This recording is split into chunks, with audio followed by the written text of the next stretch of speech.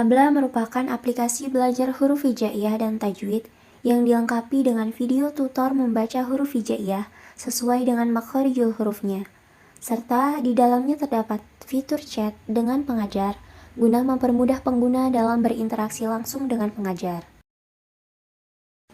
Habla didesain dengan tujuan untuk menyediakan aplikasi digital belajar membaca huruf hijaiyah dan tajwid bagi anak-anak maupun orang dewasa secara menarik. Yang kedua, menginovasikan aplikasi Iqra digital dengan teknologi AI.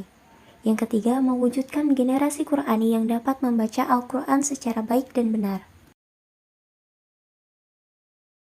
Manfaat aplikasi ini bagi perancang desain aplikasi adalah sebagai peningkatan skill dalam berinovasi melalui perancangan desain aplikasi Al-Quran digital.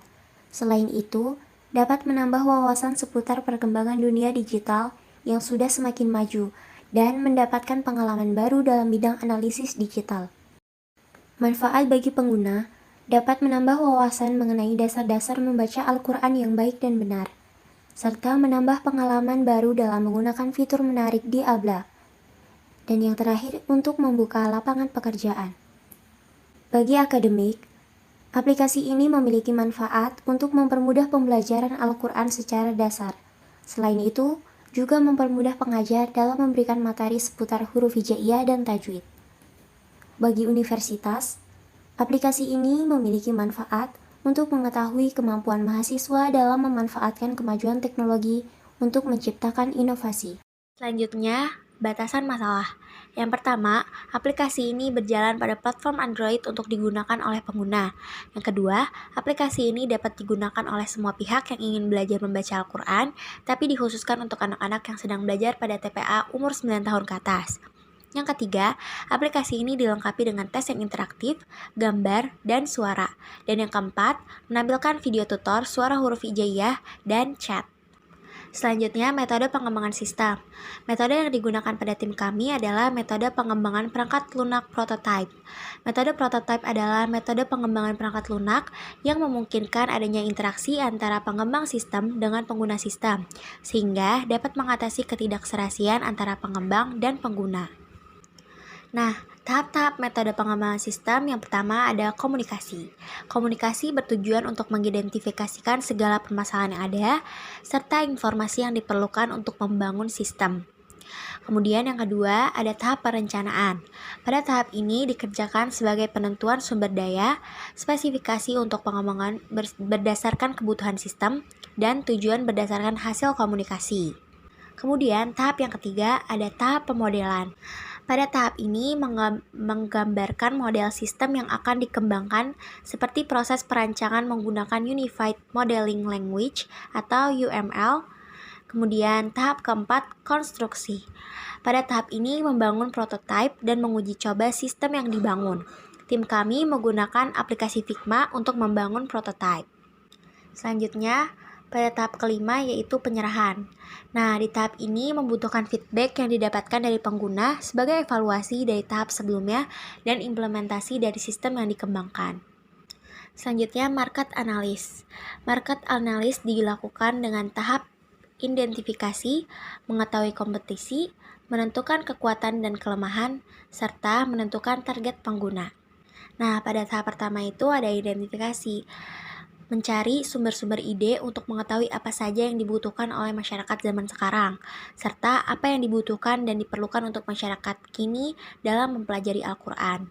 Seperti contohnya pada tim kami menganalisis bahwa diperlukannya pembelajaran Al-Quran secara dasar terlebih dahulu, terutama pada pembelajaran tajwid dan makharijul huruf, maka tim kami membuat ABLA atau Al-Quran Basic Learning Application.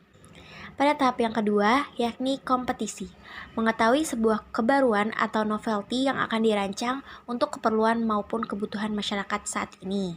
Dalam tim kami mencoba melakukan pembaruan yakni metode tajwid dengan menggunakan video tutorial dan menggunakan EA sebagai teknologi yang dibutuhkan untuk dalam pembelajaran tajwid dan makharijul huruf ini.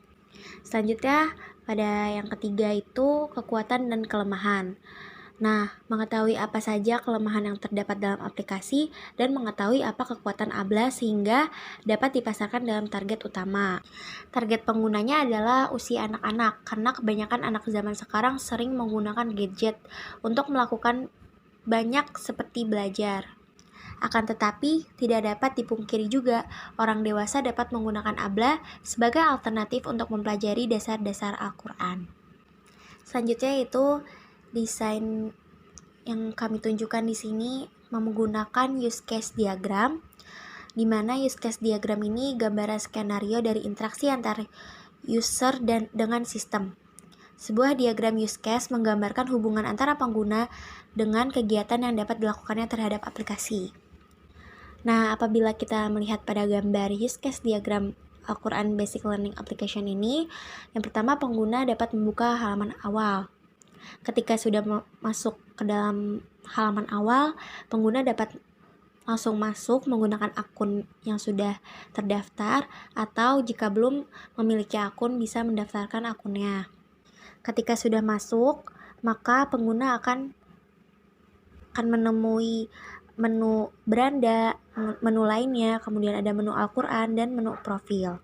Apabila pengguna mengklik menu beranda, maka terdapat video tutorial yang beragam dan bisa pengguna temukan, bahkan bisa dicari juga apa yang ingin dicari oleh pengguna. Kemudian pada menu lainnya, pengguna dapat menemukan menu IP, tajwid, huruf hijaiyah, kuis, dan chat pengajar. Nah, pada menu IP sendiri ada transfer, top up, tarik tunai, dan infak. Kemudian pada halaman tajwid ada hukum tajwid nun sukun atau tanwin, hukum tajwid mim mati, hukum tajwid idgham, hukum tajwid qalqalah, hukum bacaan mat. Selanjutnya ada huruf hijaiyah, yakni video tutorial dan suara tutorial EA menggunakan EA. Kemudian jika pengguna mengerjakan kuis, maka akan mendapatkan reward e-coins. Kemudian jika pengguna masuk ke dalam menu Al-Quran, maka pengguna akan menemukan surat dan ayat-ayat Al-Quran. Kemudian pada menu profil, pengguna juga akan menemukan menu keluar, edit profil, dan chat pengajar. Bagi pengguna yang ingin menjadi pengajar Al-Quran, maka pengguna dapat mengklik menu edit profil, kemudian mendaftar sebagai pengajar. Yang selanjutnya ada implementasi teknologi. Implementasi teknologi merupakan tahap menerjemahkan perancangan berdasarkan hasil analisis dalam bahasa yang dapat dimengerti oleh mesin serta penerapan perangkat lunak pada keadaan yang sesungguhnya. Untuk mendukung aplikasi ini agar dapat berjalan dengan baik, dalam hal ini kami menggunakan perangkat keras dan perangkat lunak sebagai penunjang dalam penerapan aplikasi metode pembelajaran membaca Al-Quran. Dalam implementasi teknologi, ada yang namanya implementasi antarmuka atau interface. Bagian pertama ada antarmuka splash screen. Selama 5 detik, splash screen akan menampilkan sekilas gambar lalu menu daftar dan login akan muncul setelah 5 detik. Yang kedua ada antarmuka menu daftar dan login. Antarmuka ini berisi menu untuk mendaftar maupun masuk ke dalam akun yang sudah terdaftar bagi para pengguna. Yang ketiga ada antarmuka menu utama. Antarmuka menu utama berisi menu-menu untuk mengakses antarmuka lainnya dan terhubung dengan beberapa pilihan fitur atau tombol. Yang selanjutnya ada antarmuka menu kunci. Menu kunci berisi beberapa list atau beberapa fitur yang dapat digunakan oleh pengguna dengan cara mengklik salah satu fitur yang ingin digunakan. Selanjutnya ada antarmuka menu chat dengan pengajar.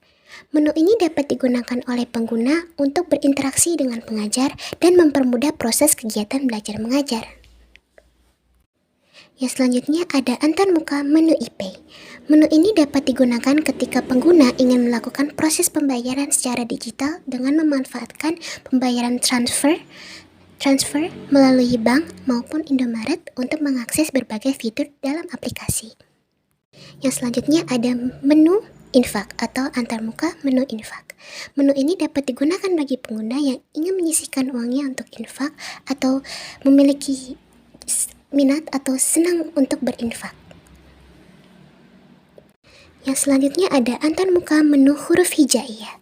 Menu ini berisi materi huruf hijaiyah beserta video cara pelafalan yang baik dan benar ketika mengklik salah satu huruf hijaiyahnya. Selanjutnya ada antarmuka menu surat beserta tajwidnya. Menu ini berisi surat-surat Al-Quran beserta petunjuk tajwid yang baik dan benar. Yang selanjutnya atau yang terakhir ada antarmuka menu kuis. Menu ini berisi tentang beberapa pertanyaan untuk menguji pemahaman dan kemampuan pengguna terhadap tajwid dari surat tertentu. Pada intinya, Abla didesain secara khusus untuk mempelajari makhorijul huruf dan tajwid, sehingga cocok bagi pengguna yang masih ingin memperdalam ilmu tajwid dan makhorijul huruf, baik bagi anak-anak maupun orang dewasa. Aplikasi ini menggunakan teknologi AI, Artificial Intelligence, video tutorial, serta fitur chat untuk mempermudah komunikasi antara pengguna dan pengajar. Ada juga kuis berhadiah koin dan fitur infak bagi pengguna yang senang berinfak. Oke Sobat Quran, berikut kami tampilkan hasil desain aplikasi Abla.